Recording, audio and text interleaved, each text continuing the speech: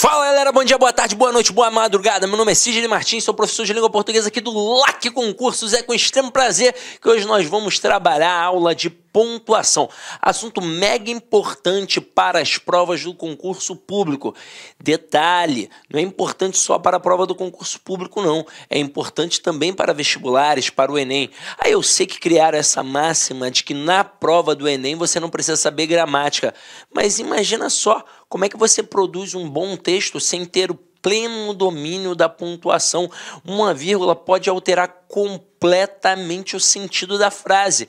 E aí você tenta enveredar por um caminho, uma ideia, e ela descamba para outro canto completamente diferente. Isso pode dar um prejuízo significativo no seu texto. Então, muito cuidado. Fora as pessoas que utilizam a escrita normalmente no seu cotidiano. Os advogados, por exemplo, eles precisam escrever bem.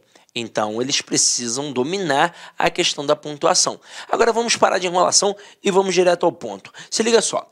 Chamamos de pontuação o uso de sinais para marcar na escrita pausas e mudanças de entonação típicas da fala. Isso, pontuação.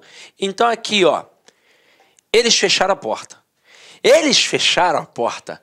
Eles fecharam a porta? Então, com isso, eu consigo mudar. Então, ó, eles fecharam a porta. Eles fecharam a porta. Eles fecharam a porta. Veja que tem uma sutil diferença. E a gente mata pelos sinais de pontuação. O primeiro aqui foi o ponto, que a gente vulgarmente tem o hábito de chamar de ponto final. Mas ponto final é o último ponto do texto. Pronto e acabou. Então, eu chamo de ponto. Então, a leitura mais firme. Quando eu coloco ponto de exclamação, é uma leitura assim mais, né, feliz, mais garbosa, externalizando o meu sentimento. E quando eu coloco um ponto de interrogação, é uma pergunta. Então a ênfase da leitura tem que ser na pergunta. Agora aqui, nos concursos são frequentes as questões sobre vírgula, ponto e vírgula, dois pontos, travessões e parênteses. Agora, por que eu destaquei a vírgula em vermelhinho?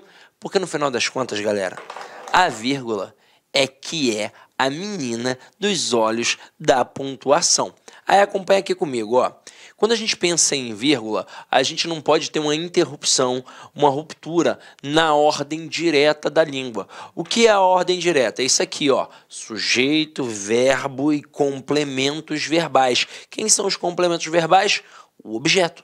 Seja o objeto direto, o objeto indireto. Então aqui, ó, não há vírgula, exceto para marcar elementos intercalados. Mas peraí, vamos lá, ó. Dá uma olhadinha aqui na sequência de exemplos que eu coloquei para vocês. Os rapazes leram o livro no fim da semana passada. Galera, neste momento, muito candidato vai enfiar os pés pelas mãos, porque ele aprendeu na escola que não pode ter interrupção na ordem direta da língua. Ele aprendeu na faculdade que não pode ter interrupção na ordem direta da língua. Aí ele olha uma frase como essa e ela está notoriamente na ordem direta. Então o cara não vai colocar ponto, nem vírgula, nem travessão, nem nada. Mas, gente, a vírgula é o elemento principal que a gente tem. E ela não é uma pausa de respiração, ela é processo sintático de fato. Agora, aqui eu posso ter sim uma vírgula. Eu posso ter uma vírgula depois da palavra livro. Só que é uma vírgula facultativa. Mas vamos entender isso melhor. Quando a gente aprende assim, ó. Não pode ter vírgula no sistema SVC. Mas vamos entender isso bem. Não pode ter vírgula entre o sujeito e o verbo e entre o verbo e o complemento exigido por ele. Quem é o complemento exigido pelo verbo? São os objetos. Aí a nossa tia lá da escola, ela explicou isso aqui muito, mas muito bem, porque ela fez assim, ó, sujeito, verbo, objeto e seus complementos. Neste momento, o que ela marcou? Marcou quem era o verdadeiro complemento do verbo, que é o objeto. Então, de fato, entre o sujeito e o verbo, e entre o verbo e o objeto, seja ele direto ou indireto, eu não posso ter vírgula, a não ser como na observação que a gente fez, que tenham estruturas intercaladas. Se não for o caso, não vai ter vírgula. E quando eu coloco estruturas intercaladas aqui entre o sujeito e o verbo e entre o verbo e o objeto, eu coloco, ó, 2 vírgulas para marcar aquela estrutura intercalada. Uma vírgula sozinha, individualizada, não pode entrar aqui de jeito nenhum. Agora, quem é esse cara aqui? Quem são esses complementos? São os complementos adverbiais. Tanto que ela escrevia assim, ó. Ela escrevia exatamente assim, ó. Eu vou colocar sujeito, verbo, objeto e complementos adverbiais. Era assim que a nossa tiazinha lá da escola fazia. Aí, nesse momento, você vai reparar que esses complementos adverbiais, já que você estudou transitividade verbal, é só um algo a mais, é uma mera circunstância. E vocês sabem que essa estrutura não está presa a ninguém.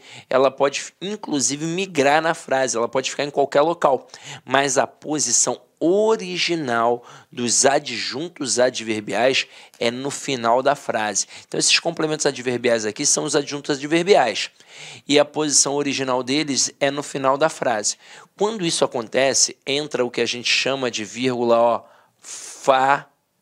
facultativa. Então, eu posso ter ali uma vírgula facultativa. E o que significa dizer que é uma vírgula facultativa? Significa dizer que ela não faz a menor diferença.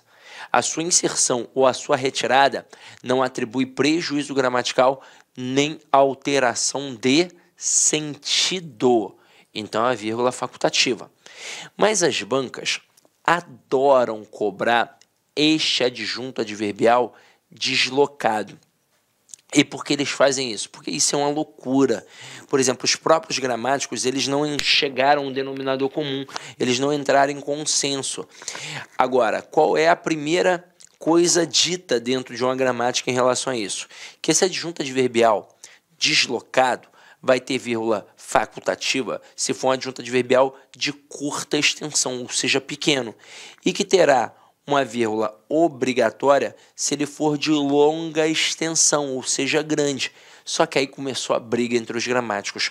O que é pequeno, o que é grande? Muito subjetivo. Tinha autor dizendo que só 2 palavras já era o suficiente para tornar o adjunto adverbial grande. Mas tinha autor dizendo que somente 5 palavras é que tornaria o adjunto adverbial grande. E aí, caramba, então como é que eu vou me comportar diante disso tudo?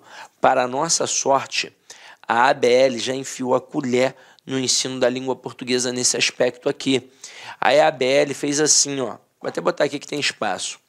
A ABL, a Academia Brasileira de Letras, disse que 3 ou mais palavras torna um adjunto adverbial grande.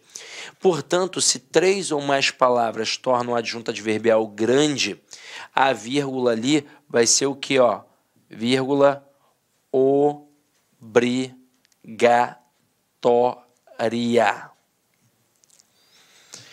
Este é o posicionamento da ABL. Agora, e quais são os posicionamentos das bancas? Para nossa sorte, até hoje, pelo menos, pode ser que mude, mas até hoje existem 3 posicionamentos. Existe o posicionamento do CESP, existe o posicionamento... Olá, meus amigos, minhas amigas, eu sou o professor Lac, com muito prazer, muita satisfação. Estou aqui para fazer um convite muito especial para você aí que está assistindo essa aula nossa demonstrativa no YouTube. Gente, preste atenção, nós aqui da Lac Concurso, nós somos um grande player de cursos preparatórios, em especial para carreiras bancárias. E nós preparamos um super curso para você que pretende ser empregado da Caixa Econômica Federal em 2022. Este ano, 2022, acredito eu que o concurso deve sair. Por quê? Porque ano passado nós tivemos somente para cargos para reserva de cadastro, reserva para PCD, que não preenche todas as necessidades da Caixa Econômica. Gente, olha só, como forma de amenizar a interrupção dos seus estudos, este curso, preste atenção, ele custa apenas 10 parcelas de R$ 45, mas você vai pegar o valor da promoção.